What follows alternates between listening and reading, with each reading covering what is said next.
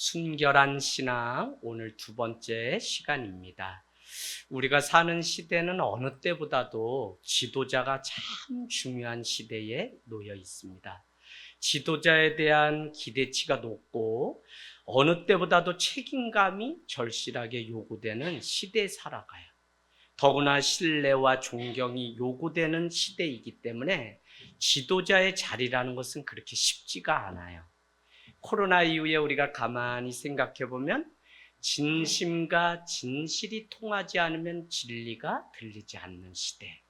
전에는 우리 목사님 서울대 출신이다, 우리 목사님 CTS 방송 나온다, 우리 목사님 대학 교수 출신이다 이러면 탁월성 때문에 교회가 부흥을 했는데, 지금은 그런 겉껍데기는 다 없어지고 코로나를 겪고 나니까 진심과 진실이 통하지 않으면 진리의 말씀을 듣지 않는 시대에, 그래서 우리가 얼마나 참된 것을 살아가는 자인지가 더욱 중요하고, 그 요구는 바로 지도자들에게 더 요구되죠. 성경은 엄밀하게 말하면 주님의 제자를 다른 말로는 지도자인 동시에 그들을 리더라고 해요. 그래서 좋은 리더는 먼저 주님의 제자된 사람이 리더가 될 수 있어요. 그 제자는 자기를 부인하고 날마다 버려두고 예수를 따를 수 있는 사람이 주님의 제자. 그래서 주님은 당신 한 사람을 통해 12명의 제자를 세우고 12명이 70인의 제자가 나오고 120명의 사도가 마가의 다락방에 모여서 제자들이 다시 오실 주님을 기다리다가 그곳에 성령이 임하게 되면서 어떻게 해요? 교회가 시작되게 되죠.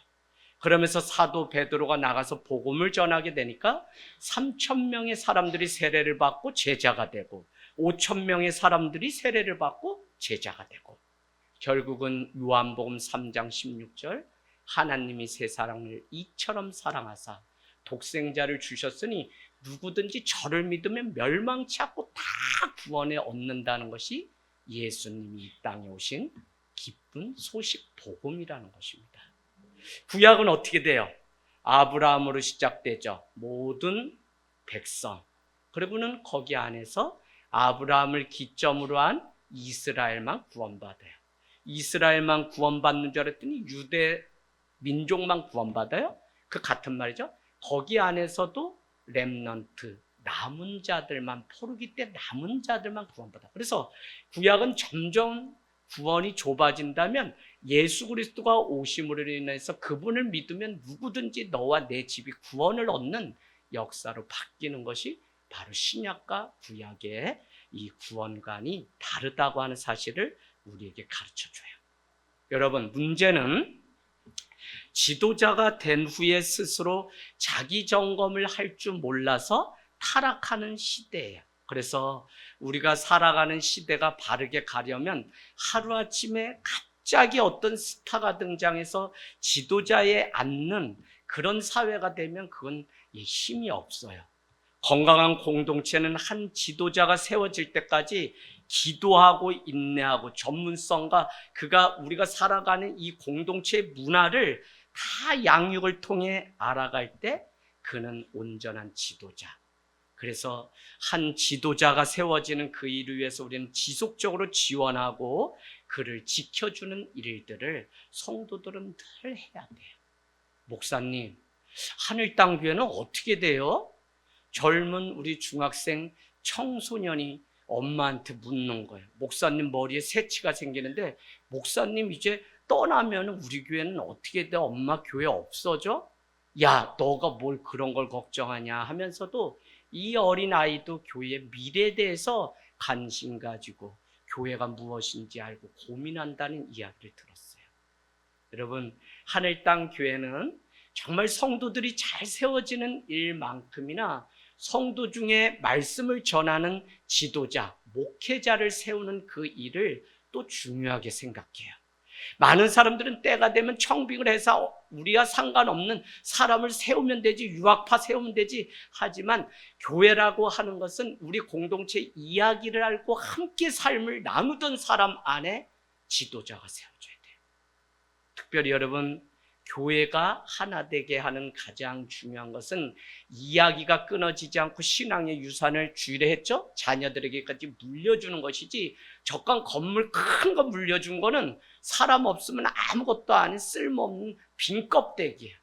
또 우리가 아직도 여기에 매여서 교회를 온전히 지켜가지 못하는 게 이게 마음 아프죠.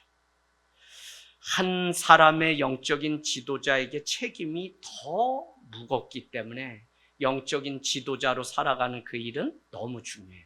왜냐하면 영적인 지도자, 목회자는 성도들의 삶의 의미, 가치관, 행동 방식, 직업 선택을 어떻게 해야지, 자녀 교육은 어떻게 하고, 심지어는 미래적인 어떤 결정에 대해서 기준까지 제시해 주어야 되는 사람이기 때문에 지도자의 그 자리라고 하는 것은 너무 중요해요.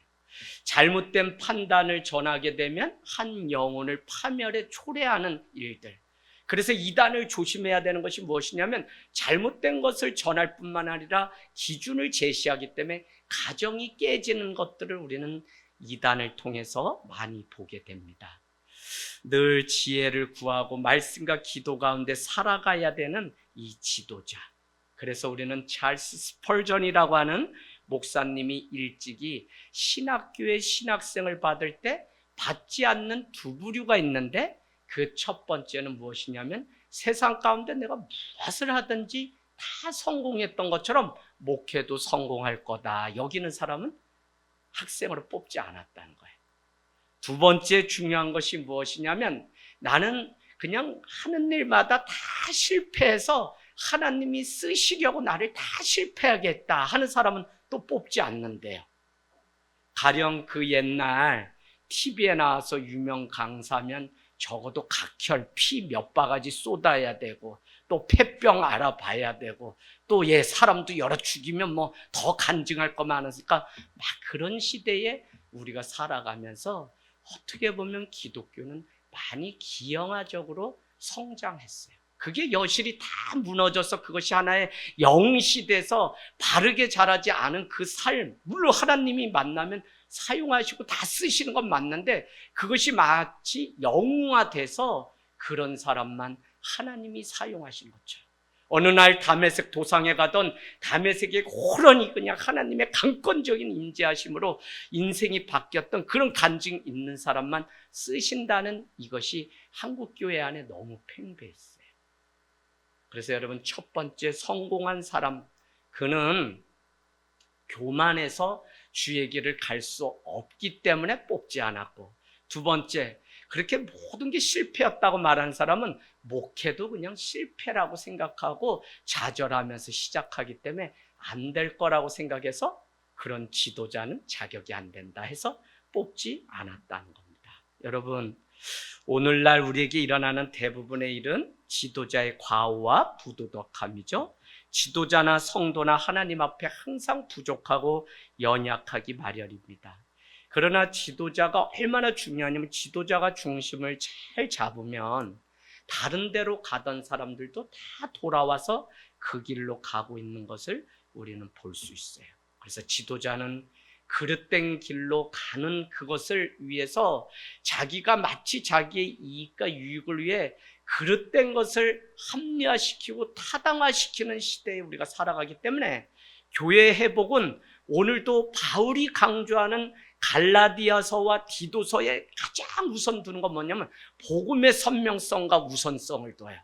그래서 여러분, 지도자는 오늘 내년을 준비하면서 우리도 지도자가 필요한데, 그 사람은 복음 가운데 살아가는 사람이라는 것입니다. 그게 되지 않으면 욕망을 투영해서 마치 복음이 아니라 종교화돼서 살아가게 되는 것을 우리는 볼 수 있습니다.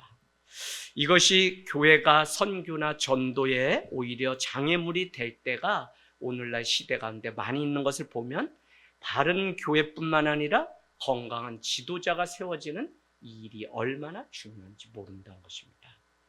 오늘 제가 왜 이 말씀을 자꾸 장황한 게 드리냐면, 지난주까지 우리 4절 말씀 인사말 다음에, 그 다음에 조금 이렇게 해서 사도 바울의 인사말이 좀 긴데, 자기가 누구인지만 말하고는 바로 본론으로 그냥 들어갈 정도로 급한 마음이 그에게 있었는데 그것이 대표적으로 5절이에요. 야 디도야, 너를 그레데 섬에 내가 남겨놓은 이유는 첫 번째는 남아서 너가 해야 될 일이 있지만 그것은 가르침과 관련되는 것이고, 또 한 가지는 그 그레데 각 마을의 장로들을 잘 세워라, 지도자를 잘 세우라고 하는 이 강조를 오늘 하려고 이 편지를 썼기 때문에 지도자가 잘 세워지는 이 일이 얼마나 중요한지. 그래서 우리는 다음 주에는 여러분 지도자, 장로, 목회자, 리더 어떤 기준으로 세워지는지를 우리는 6절부터 9절까지 보게 될 것입니다. 디도서는 바울이 그레데 섬 사역 지중해에 있습니다. 디도에게 이 교회를 남겨놓고 너가 목회를 잘해라 하고 쓴 목회서신입니다. 디모데 전후서에 이어서 디도서는 목회에 관련된 목회서신인데, 중요한 것은 이 디도서는 개인에게 그냥 사랑의 편지나 부탁을 쓴 것이 아니라 디도가 섬기고 있는 그레데의 그 교회 공동체에게 썼다라고 해서 이것을 우리는 공동서신이라고 얘기해요. 공동서신은 무슨 의미가 있냐면 편지를 디도 앞에 보내지만 사실은 그레데에 있는 이 교회에게 보낸 거예요. 그래서 이 편지가 오게 되면 누군가가 읽게 되면 교회는 그 권위 앞에, 그 사도 앞에 순종하며 디도뿐만 아니라 전 교인이 같이 공동적으로 읽고 함께 그 가르침을 따르는 편지라는 것입니다. 지도자를 잘 세워라 라고 하는 거, 올바른 가르침을 확립하라 라고 하는 이 일을 위해서 오늘 디도서를 복음을 주었습니다. 여러분, 우리가 살아가면서 오해하지 말아야 될 게 메신저와 메시지, 이것은 떼야 뗄 수 없는 관계예요. 교회의 건강함과 지도자의 건강함 뗄 수가 없어요. 우리는 자꾸 그냥 하나님만 잘 믿으면 돼 라고 우리는 생각하는데 이것은 반쪽짜리 신앙입니다. 하나님은 하나님의 나라를 위해서 성도를 주셨고, 성도들 안에 직이 말씀을 가르치는 목사와 또 집사, 장로 등등 이를 다 우리는 성도라고 불러요. 거룩한 물이라는 의미인데 이것은 죽을 때까지 우리가 성화의 과정을 통해 온전하고 완전한 삶을 추구하라라고 해서 거룩한 물이라고 우리를 불러주셨다는 것입니다. 그런데 건강한 교회는 건강한 지도자, 또 바른 교회는 바른 복음을 전하는 지도자와 또 어떻게 해요? 그것을 듣는 성도들의 이 뗄 수 없는 관계를 통해 이루어지는 것이지 그냥 하나님만 잘 믿으면 돼, 이것은 여러분 잘못된 말이에요. 오늘날 교회가 병들고 오늘날 교회가 문제가 있으니까 서로들 자기를 다짐하고 세워간다는 의미에서 이렇게 얘기합니다. 교회 하나님만 보는 거지 사람 보는 거 아니야. 집사님, 이게 맞는 말인가요? 맞는 말이에요? 그냥 편하게요. 틀린 말이에요. 이렇게 말하는 데는 우리 스스로가 자꾸 편하게 살아가려고 하는, 문제에 봉착하면 이해 문제가 충돌하면 피해가려고 하는 우리의 심리일 뿐이지, 하나님은 머리이신 예수 그리스도를 중심으로 우리를 각 지체로 그래서 한 몸을 이룬 교회로, 그래서 에베소서는 서로 교회되어가고 성전이 되어가고 서로 협력해서 하나가 되게 하시는, 우리는 한 지체. 그래서 풀트리니에는 인간이 혼자 할 수 없는 첫 번째는 결혼이고 두 번째는 뭐라고요? 그리스도인이 되는 거라 그래요. 우리가 지체 안에 서로 엉키고 김장담그고 뭐 속으로 파고 막 이런 과정을 통해 서로 다듬어주고 서로를 위해서 기도하고 중보하고 나의 부족함을 발견하고 다시 복음 앞으로 세워지는 이런 과정들의 반복이 없이는 신앙이라는 것은 개인주의일 뿐 절대 구원과 무관해요. 점점 우리가 경계해야 될 것이, 여러분, 너무 신앙이라는 것이 하나님만 잘 믿으면 돼, 난 그냥 예배만 드리고 그냥 집에 가고 뭐 이렇게 난 사람들하고는 아예 상종을 안 할 거야, 이게 마치 큰 믿음인 것처럼 오늘날 착각하는데 여러분, 이것은 잘못된 믿음이에요. 그래서 하늘 땅 교회가 어렵지만 계속적으로 교회론 중심으로 여러분에게 도전을 드리고, 안 되면 기도하고, 안 되면 용납하고 관용을 베푸고 서로 불쌍히 여겨서 온전한 한 몸을 이뤄가는 일 위에 계속적으로 도전해요. 크지 않아도 돼요. 그러나 교회가 교회됨을 지키기 위해서 지금까지 계속적으로 몸부림치는 이것을 지켜가는 이유는 무엇이냐면 바로 메시지와 메신저, 또 건강한 지도자와 건강한 교회가 뗄 수 없는 관계인 것처럼 이 모든 일을 위해서 우리는 기도하고, 이 일을 위해서 우리는 밤낮 가리지 않고 깨어서 주님이 원하시는 그 자리에 나가기를 원하는 것입니다. 디도서는 갈라디아서와 함께 유대계 그리스도인들이 팽배해 있어요. 이 말은 뭐냐면 유대인들은 뭐죠? 하나님만, 그리고 구원자 메시아가 예수 그리스도가 아니라 모세나 이사야, 예레미야와 같은 선지자가 올 거다라고 하면서 그들은 포로로 잡혀갔을 때 다른 것을 한 것이 아니라 곧 오실 메시아가 보이지 않으니까 그들은 율법을 준수하고 토라를 연구하고 성전에 나가 제사를 지내는 이 일을 자기의 구원의 한 부분으로 여겼어요. 이것이 지나치면 지나칠수록 이것은 사람의 일이 돼서 자기 의로 둔갑되었어요. 그래서 사도 바울은 복음은 자기 의에 있는 것이 아니라 너희의 행위에는 전혀 자랑할 것이 없게 하려고 오직 하나님의 은혜로 말미암아 너희의 믿음으로 말미암아 구원받는다고 한 것이 무엇이냐면 바로 유대인, 그런데 그들이 예수를 믿는데도 그들은 복음을 믿은 게 아니라 종교를 믿고 살았어요. 무슨 얘기냐? 교회를 다니고 예수를 믿는다고 하면서도 그들 안에는 여전히 찌꺼기가 남았는데 자기들만 구원 얻는 것처럼, 마치 창세기 12장 3절 4절에 나온 것처럼 아브라함아 너가 갈대우로 내 본토 친척 집을 떠날 때 너를 축복할 건데 큰 민족을 이루고 너를 축복하는 사람을 축복하고 또 뭐라 그래요? 너를 통해서 만민이 복을 받으리라 라고 얘기했는데, 만민이 복을 받아야 되는데 유대계 그리스도인들은 자기들만 구원 얻는 그 편협한 구원관에서 여전히, 그래서 사도 바울이나 디도가 전하는 이 복음에 대해서 자꾸 폄하하고 오해하고 그가 잘못된 복음을 가르친다고 사람들을 갈라놓는 일들을 했기 때문에 갈라디아의 주제도 복음이고 디도서도 장로들이나 교회가 남겨진 일은 바른 복음을 가르칠 때 교회가 이단으로부터 온전히 지켜낼 수 있음을 우리에게 가르쳐줘요. 여러분, 이게 오늘날 점점 중요하죠? 그래서 결국은 또 어떻게 보면 내가 주님 앞에 먼저 서야 다른 사람을 또 세울 수 있는 일들이 있습니다. 스콧 맥라이트라고 하는 목사님, 신학자가 있는데 그는 이렇게 얘기해요. 복음이 교회를 형성했고 교회의 위기는 다시 말하면 복음의 위기다. 다시 말씀드려볼게요. 교회의 형성은 복음이었기 때문에 교회의 위기는 다른 말로는 복음이 없는 그 위기라는 거예요. 그럼 복음이 없으면 뭐예요? 종교가 있는 거예요.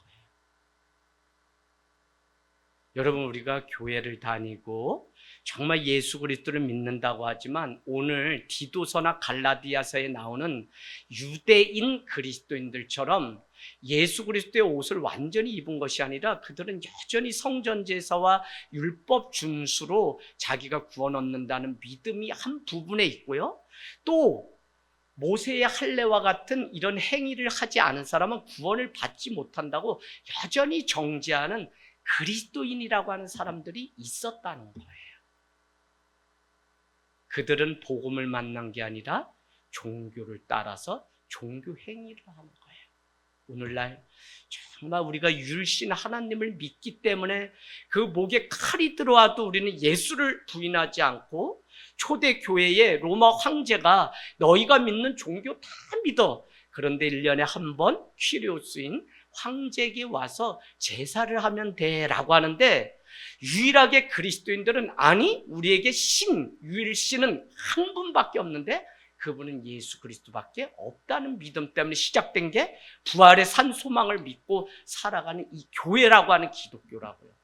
근데 오늘날 사람들은 이신 저신 다 있는데 나는 주일이면 그냥 교회를 다녀서 예수 신을 믿는 거야. 그럼 평상시에는 그냥 종교인처럼 말로는 내가 목사고 내가 장로지만 세상에 나가서는 세상 사람들과 구별됨이 전혀 없이 살아간다. 그거를 오늘 사도 바울은 너무 가슴이 아파가지고 디도서에 편지를 쓰고 있는 것을 볼 수 있습니다. 사도 바울은요, 자신은 하나님의 권위를 가진 자라고 1절 우리 복습해 보면 첫 번째는 하나님의 종이다. 두 번째는 예수 그리스도의 사도 표시해 놓으세요. 사도인 나 바울이 사도된 것은 사도를 2번 강조해. 사도를 2번. 여러분 이 편지를 읽고 듣는 사람들은 그레데 섬의 교인들 또 교회입니다. 교회는 이제 바울과 디도에게 쓴 이 편지를 통해 디도 역시 바울의 그냥 제자가 아니라 이제는 그레데에 있는 한 교회를 맡고 있는 지도자, 바울과 동동된 권위와 사도됨을 인정할 수밖에 없도록 사도 바울은 디도의 권위를 충분히 세우면서 오늘 이 권면에 편지를 쓰고 있어요. 제가 세상 살아가 보니까 이렇게 살기가 쉽지 않아요. 누구한테 청구하거나 부탁을 할 때, 나라면 나는 이렇게 했었는데, 그 사람 좀 부족하지만, 그래도 그 쓰면 그 사람 뭐 잘할 거야. 이렇게는 많이 해요, 세상이.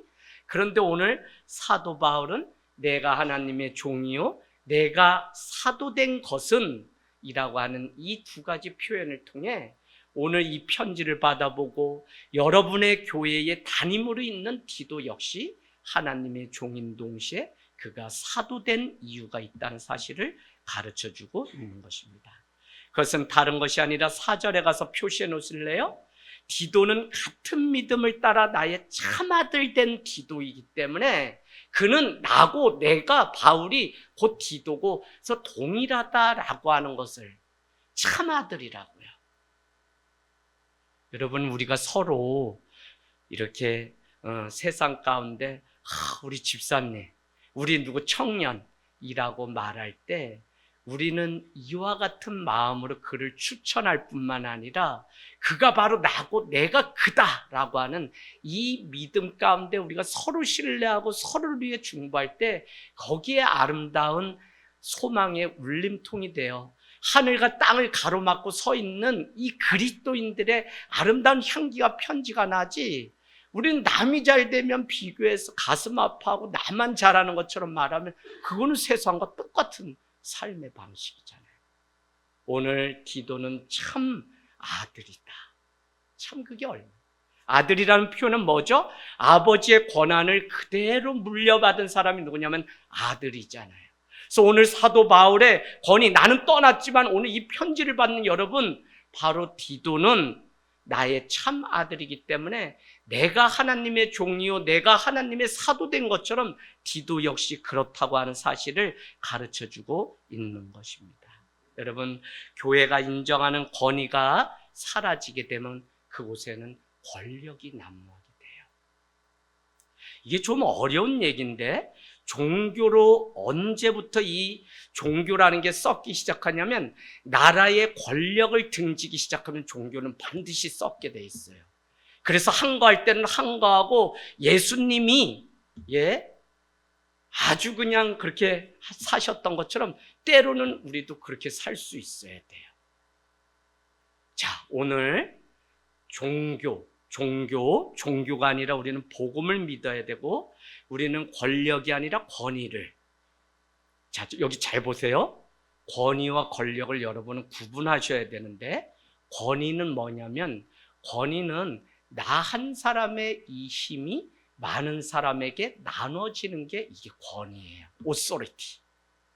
하나님으로부터 오는 이 권위는 나 한 사람이지만 많은 사람들에게 이 영향력이 나눠지고 섬김과 나눔으로 연결돼. 근데 권력은 뭐냐면 세상 모든 사람이 나를 집중해서 힘이 다 모여야 돼. 이건 권력이에요. 그래서 여러분, 누구에게든지 하나님은 권위를 준 것이지 그거를 자기 힘을 과시하는 권력으로 사용하게 되면 거기서부터 썩기 시작해요. 자, 그 다음에 오늘날 교회 안에 하나님이 이루어 가시는 신비가 있어야 되는데, 오늘 이 종교 안에, 우린 종교도 아니죠, 신앙 안에 하나님이 일하시려고 하는 신비, 그게 뭐죠? 교회에게 나타나는 신비예요. 그 신비는 서로 부족한 우리가 모여서 하나님의 몸된 교회를 이루어가게 하는 이 신비인데, 신비가 없어지고 교회 안에 자기 영당과 같은 신화가 난무하게 되면 교회는 썩기 시작해요. 그래서 여러분, 목회자가 막 영시되고 막 이런 것들에 속을 필요도 없고, 저는 그냥 복음을 전하는 통로일 뿐이지 제가 복음의 원천이 아니에요. 제가 무슨 은혜의 원천이 아니에요. 저는 그냥 말씀 전하는 통로예요. 성도는 그냥 복의 근원이라 그러니까 복을 흘러보내는 통로예요. 오직 복을 주시는 분은 누구냐면 예수 그리스도 하나님이세요. 할렐루야. 그걸 놓쳐버리게 되면 하나님이 우리에게 주신 이 신비 대신 신화를 만드는 일에 바쁘게 되고, 권위를 사용하는 것이 아니라 부모가 자꾸 아이에게 협박하고 막 핍박하고 권위를 사용해요. 그래서 여러분, 이번 주에 줄 말씀 뭐였어요? 자녀를 노엽게 하지 마는데 오직 뭐로? 주의 교훈과 가르침으로 양육하라고 하는 게 부모에게 주신 명령이었어요. 자, 우리는 복음적으로 살지 않으면 종교적으로 살아가게 되죠. 그래서 어느 때보다도 오늘 이 서론이기 때문에 제가 장황하게 말씀드리는데, 뭐가 자꾸 우리 안에 결론이 나야 되냐면, 여러분, 정말 참된 디모데와 같은 아들이 되려면 교회 다녀봤다, 내가 뭐 했다는 여러분 아예 버리세요. 주어는 하나님이 돼야 되고, 더 중요한 것은 무엇이냐면 내 삶의 시작도, 동기도, 과정도, 특별히 내 삶의 결론을 복음 앞에 와서 결론을 내야지, 말씀을 제쳐놓고 내가 뭐 한 거를 자꾸 자랑하게 되면 그래서 교회가 깨져. 왜? 내가 더 많이 했다, 난 더 헌신했다, 자기 의가 앞서기 때문에. 그래서 여러분, 복음만 자랑하고 복음 위에 우리가 세워지기를 원합니다. 자, 그래서 우리는 거짓 가르침이 난무한 이때에 바로 사도 바울은 그레데에 남겨놓은 오늘 디도에게 이 한 통의 편지를 쓰게 돼요. 그러면서 자기는 그리스도의 종이라는 거예요. 구약부터 유대인들은 하나님의 종이다라고 하는 표현을 썼는데, 그 연속성에 있는 하나님의 아들 예수 그리스도의 종이 나다라고 말하면서 유대계 그리스도인들에게 나도 하나님의 종임을 이렇게, 그러면서도 구원자로 오신 예수 그리스도를 증거하기 위해서 늘 사도 바울은 우리 주 하나님과 주 예수 그리스도를 따라라고 해서 하나님과 그리스도를 동격으로, 예수를 동격으로 이렇게 해요. 그러니까 얼마나 사도 바울이 신학자고 똑똑한지 몰라요. 예수님만 구원자다 이러면 당시에는 목에 칼이 들어오는데, 하나님의 아들 예수 그리스도는 이런 식으로 시작한다고요. 그래서 얼마나 그가 고도의 복음을 전하기에 지혜가 있었는지. 참 이 사도 바울은 목회자인 동시에 복음의 사명자입니다. 바울의 사명 2절에 가보세요. 나 바울이 사도된 것은 하나님이 택한 자들의 믿음 표시해 놓으시고, 경건함에 속한 진리의 지식 표시해 놓으시고요, 영생의 소망을 표시해 놓으세요. 그러니까 부른 이유가 있는데 믿음과 지식과 소망이라는 거예요. 나를 왜 사도로 종으로 불렀냐? 그거는 믿음과 지식과 소망 때문인데, 첫 번째, 하나님에게 택함을 받은 자들의 믿음을 위해서 나를, 하나님의 택함을 받은 자들의 믿음을 위해서 나를 사도로 불렀다고요. 그게 뭐예요? 성도들을 위해서 나를 사도로 오늘 하나님의 종으로 불렀다. 여러분, 여기 있는 다 목회자뿐만 아니라 여러분 한 사람 한 사람도 왜 불렀냐? 하나님이 택하신 사람들을 위해서, 그들의 믿음을 세워주기 위해서 우리를 모이게 하시고, 나의 연약한 믿음도 사용해서 누군가에게는 은혜가 되게 하시고 그를 살리는, 이거 신기해요. 그래서 여러분, 교회의 중요한 의미는 세상으로부터 구별받은 사람들의 모임이라고 하는 한 가지 의미 플러스 더 정확한 것은 하나님이 심어놓은 자들의 모임이 교회예요. 심어놓으셨다고요. 그럼 저는 그냥 그런 마음이에요. 오늘도 여기에 새로 오신 우리 성도님들 계시지만 제가 직분도 조남도 아무것도 몰라요. 그래도 저는 하나님 안에서 한 백성이고 그냥 주님의 제자다, 이런 믿음으로 늘 그냥 편안하게 대할 수 있는 것은 하루를 다니시던 이틀을 다니시던 주님이 이곳에 옮기시고 심어 놓으신 이유가 있는데, 그 첫 번째가 뭐냐? 우리 하늘 땅 교회 선택받은 자들의 믿음을 위해서. 전 이걸 왜 하냐면 BC 2800 개척에서 막 생기는데 재정을 놓지 못하고 어려워하던 때에 서울에서 안수 집사님이라는 분이 오셨는데 장로 직분 달라고 막 그러는데 6개월 후에 직분을 드리지 않니 떠나긴 했는데, 그분이 저한테 뭐를 말씀하시냐? 목사님, 마이너스라도 재정 집사님을 세워 빨리 재정을 넘기십시오.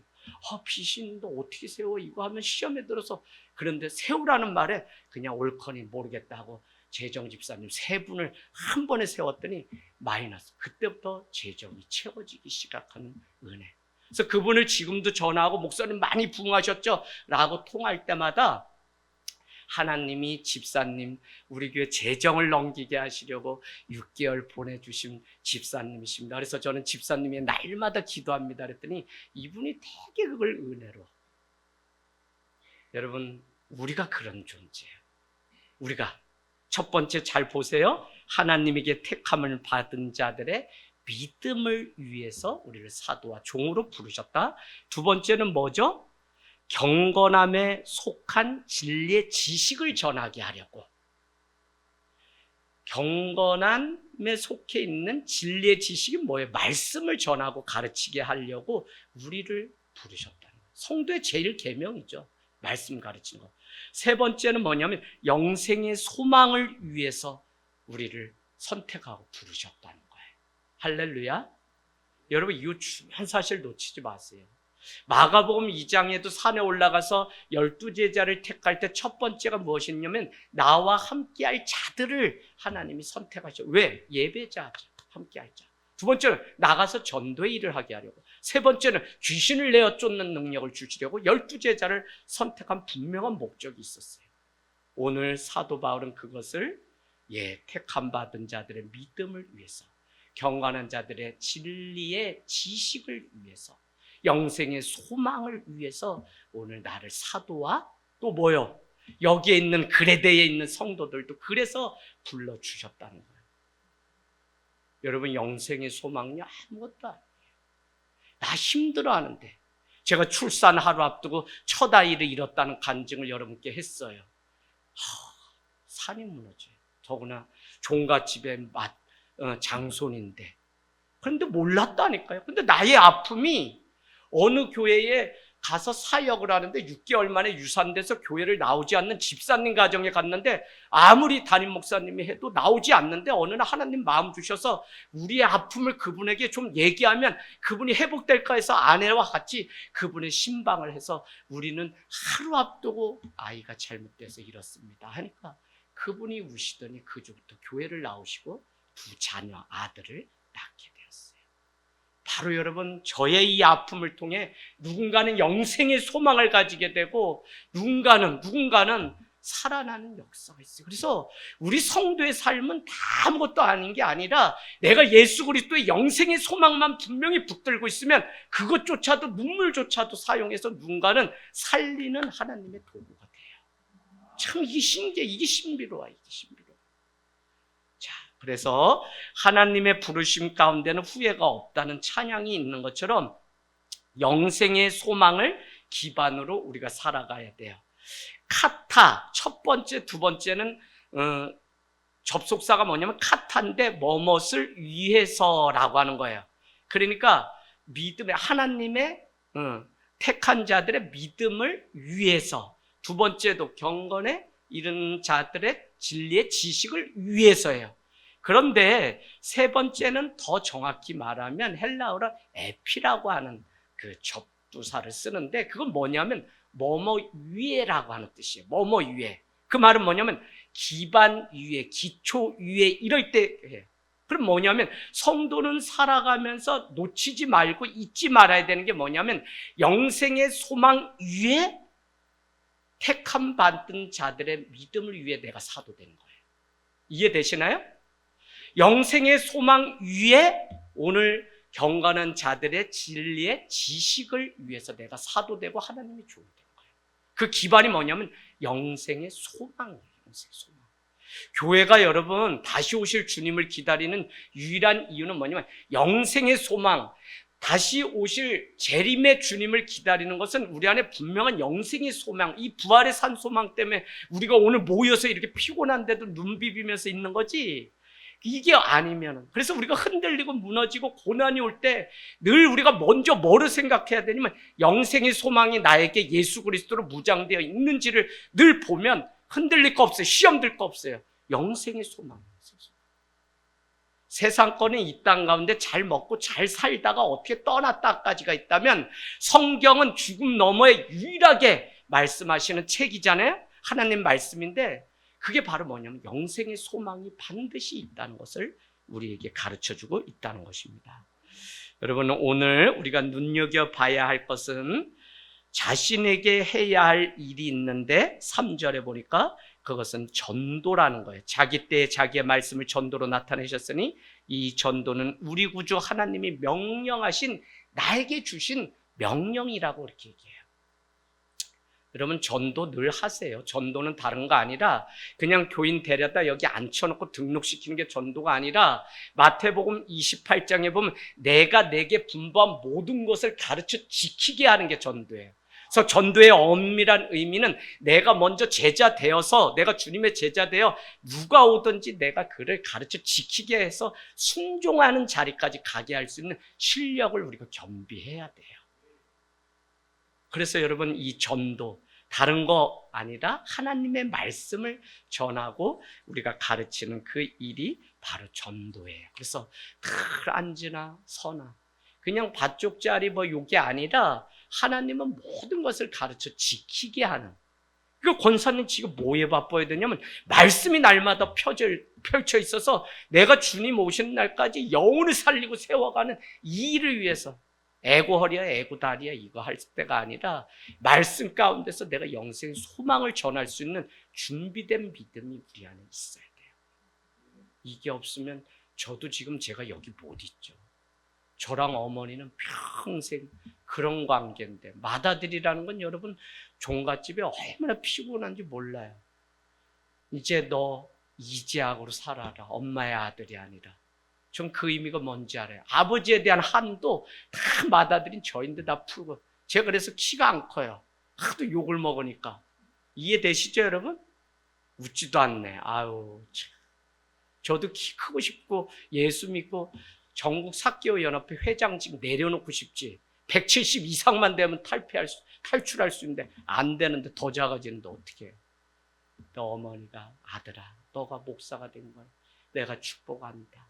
너가 아니었으면 우리 집안 이렇게 복잡한데 너가 그래도 하나 되게 하려고 너가 저기 가서 국회의원 된 것보다 이제 내가 알았다. 그래서 5년을 막내 아들을 떠나보내면서 급성백혈로 제 막내 동생이 떠나게 되면서 어떻게 하면 아들 살릴 수 있냐 하고 절간 다니면서 누이 셋담에 절을 나서 절을 다니던 어머니가 탁 내려놓고 농협 달력 뒷장에 써놓은 그 기도문 저희가 써놓은 거를 그냥 수천 번 밤마다 1년 2개월을 읽다가 그게 믿음이 돼서 막내 동생을 서울대병원에서 떠나보내는 날 장례식 들고 이제는 어머니는 예수는 아주 이제는 담을 싸게 생겼다 이거 어떡하냐 하는데 그 주부터 어머니는 이미 믿음이 들어가서 시골 월연 성결교회 다니게 되고 작년에 명예 집사 직분을 받고 돌아가시기 전날 읍내에서 만난 목사님 안아주시면서 목사님 감사해요 사랑해요 목사님 우시더라고요. 일본에서 선교하시다 오셨는데 시골로 이렇게 오셨는데